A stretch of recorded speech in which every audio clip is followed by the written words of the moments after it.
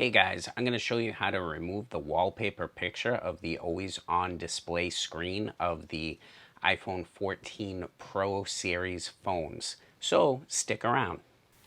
First, you're going to click on the settings app, then you're going to go into your wallpapers. Before that, what you're going to do is download a black wallpaper online.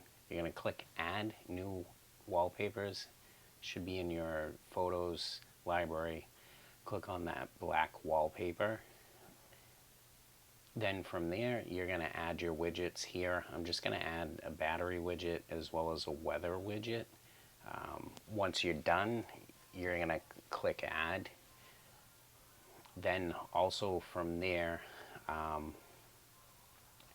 you're going to click customize home screen only because you want to be able to have your own wallpaper. You go back in there and select whatever pictures that you want for your wallpaper. So if you notice here now, you have an always on screen display that is popping up the battery life as well as popping up the weather, and all your notifications will show up on the phone.